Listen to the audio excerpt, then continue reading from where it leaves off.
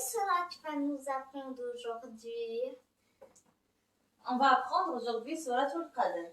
C'est quoi un sourate al-Qadr?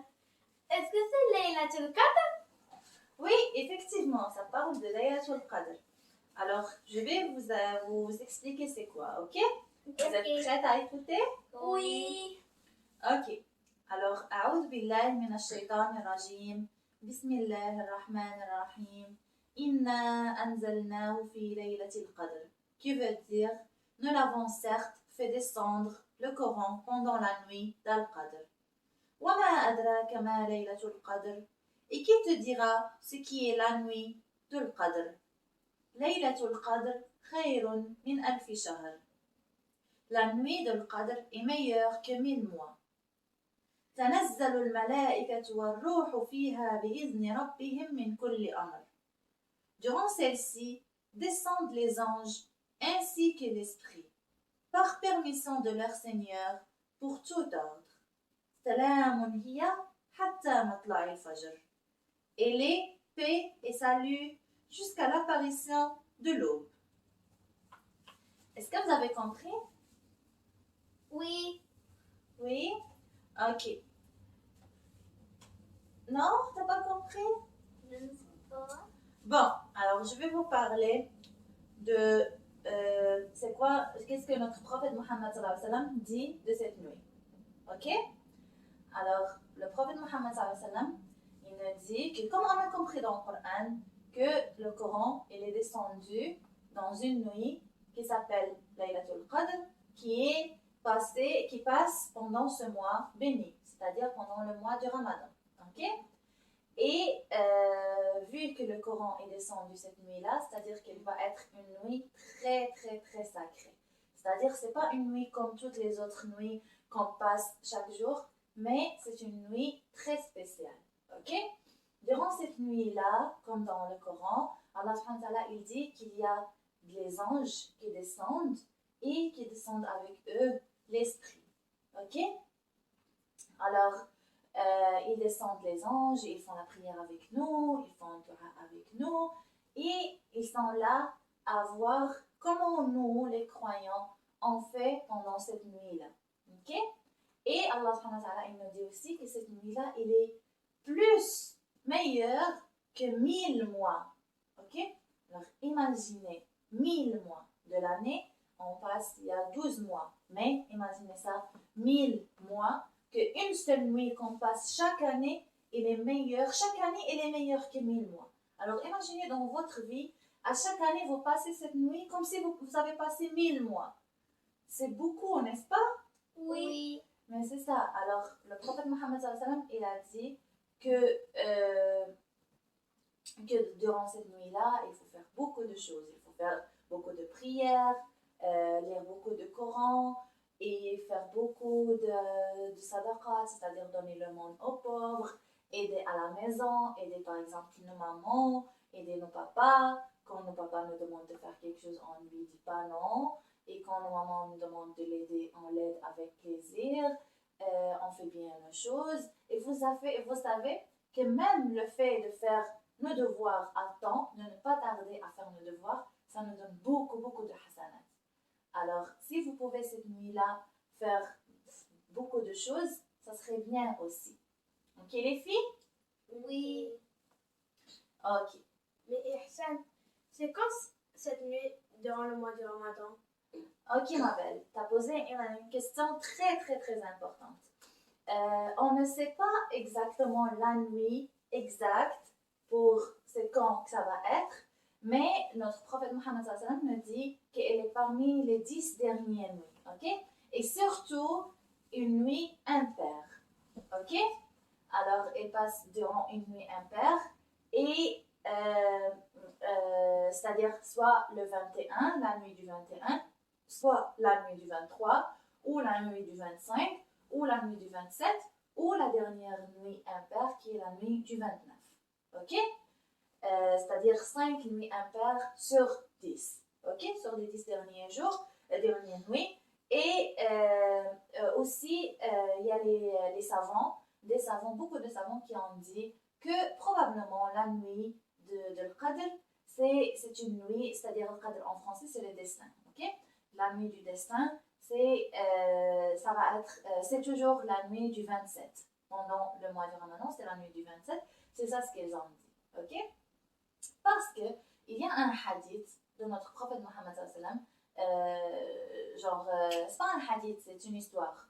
C'est une histoire qui dit que le prophète Mohammed sallam, une fois, il est parti voir les compagnons, ses amis, et il était prêt à leur dire c'est quand exactement ça va être Laylatul Qadr. Ça va être Laylatul Qadr, la nuit du destin, exactement durant le mois. Ok? Et les compagnons, il y avait deux compagnons, deux amis de Sayyidina Mohammed sallam, qui étaient en train de se battre, de se chicaner, en même temps que le prophète Mohammed sallam allait leur dire c'est quand que ça va être la date exacte de cette nuit. Alors, quand eux, ils étaient en train de se chicaner, quand ils ont fini, le prophète sallam s'est arrêté, il n'a rien dit. Mais quand ils ont fini leur chicane, là, quand ils ont demandé à notre prophète ok, messager, qu'est-ce que vous étiez en train de nous dire? Là, le prophète Mohammed sallam, il a oublié c'était quand la date. Alors, là, quand il a oublié c'est quand la date, il a dit ça va être une nuit parmi les 10 derniers jours. Alors, c'est à vous de la chercher, c'est-à-dire on doit prier chaque jour pendant ces 10 derniers jours, faire tarawih, faire tahajjud. Tahajjud, c'est la prière qu'il faut faire avant suhoor, avant la prière de Fajr. Ok?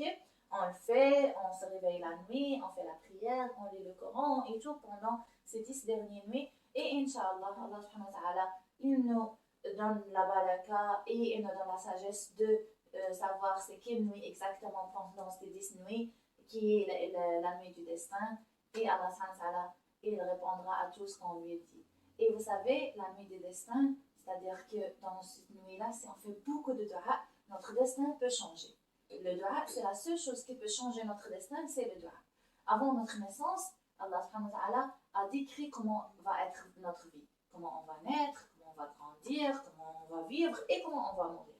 Mais si on fait beaucoup de dua, ça peut qu'on change notre destin. Peut-être qu'Allah subhanahu wa ta'ala a décrit une chose, mais nous, avec beaucoup de dua, Allah subhanahu wa ta'ala, il va être miséricordieux envers nous, qu'il va changer une chose qui va nous arriver et il va mettre en meilleur dans notre faveur, pour notre faveur, Inch'Allah, dans cette dunya et peut-être même dans l'akhira, dans l'au-delà. Ok, les filles? Oui, ma belle. Est-ce qu'il va faire comme si on serait comme petit mortel ou quelque chose? Non, ma belle, on ne change pas la date de notre mort. Le destin ne change pas, c'est quand on va mourir et comment, peut-être comment on va mourir, ça peut changer, mais on ne peut pas être immortel, on ne peut pas être éternel. On ne va pas vivre toute une vie parce que chacun de nous a une date et un âge vers lequel il va mourir et on ne peut pas changer ça même avec le dua. Et c'est ça, on est des êtres humains. C'est Allah le seul qui est éternel. C'est lui le seul qui va rester, qui était avant tout et qui va rester après tout. C'est-à-dire, tout le monde va mourir à un moment donné. Et même l'ange de la mort, l'ange qui vient nous prendre notre âme, c'est lui aussi, il va mourir à la fin du temps. Et c'est là que ça va commencer. Après, ça va être la fin du monde et le jour du jugement. Et c'est là, si on est de bonnes personnes, on va rencontrer Allah subhanahu wa ta'ala et son messager, c'est Muhammad sallallahu alayhi wa sallam. Ok? Oui, Est-ce qu'on va voir pour de vrai Muhammad sallallahu alayhi wa sallam? Oui, on va voir pour de vrai Sayyidina Muhammad sallallahu alayhi wa sallam et on va voir pour de vrai Allah subhanahu wa ta'ala. Pas tout en complet. Oui, on va voir tout le monde. Les anges, Oui. Muhammad sallallahu alayhi wa sallam, tout en complet, Allah tout en complet. Oui. Et tous les On va le voir, mais à une les condition. prophètes. Oui, à même tous les autres prophètes, mais à une condition, qu'on soit des bonnes personnes.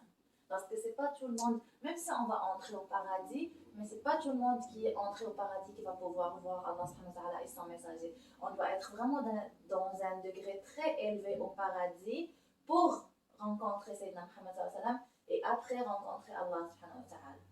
C'est pour ça qu'il faut faire beaucoup de bien dans notre vie. Il faut faire la prière à temps, il faut faire le jeûne quand ça va être obligatoire pour vous, il faut faire tout le bien, il faut aider, il ne faut pas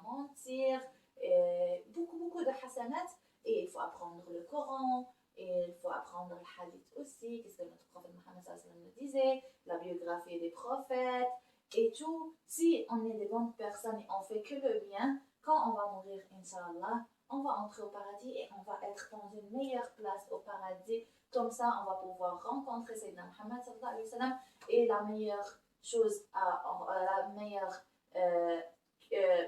récompense qu'on aura, c'est rencontrer Allah subhanahu wa ta'ala lui aussi. Ok? Et est-ce que vous voulez que je vous apprenne un dua qu'on peut faire pendant ces 10 dernières nuits et qui va pouvoir nous, que Allah subhanahu wa ta'ala, grâce à ce dua, il va nous faire pardonner tout ce qu'on a fait de mauvais pendant toute cette année et pendant toute notre vie et qui va nous donner beaucoup de récompenses? Aïcha radiallahu anha, l'épouse de Sayyidina Muhammad sallallahu alayhi wa sallam, vous la connaissez? Alors elle a dit qu'une fois, elle a demandé à Sayyidina Muhammad sallallahu alayhi wa sallam, elle lui a dit, si je suis à la recherche de la nuit du destin et je veux faire quelque chose de bien, qu'est-ce que je peux faire? Alors Sayyidina Muhammad sallallahu alayhi wa sallam lui a dit que tu dis un dua, ok? Alors le dua c'est le suivant. Le dua c'est Allahumma innaka afouun tuhibbul afwa fa'fu anna. Ok? Oh mon Dieu, tu es le pardonneur et tu aimes le pardon, alors pardonne-moi. Ok? C'est ça. En arabe, c'est Allahumma innaka afouun tuhibbul afwa fa'fu anni. C'est-à-dire, oh mon Dieu, tu es pardonneur et tu aimes le pardon, alors pardonne-moi. Ok? On le répète ensemble. Allahumma innaka afouun tuhibbu العفو فاعف عنا. اللهم إنك عفو تحب العفو فاعف عنا. اللهم إنك عفو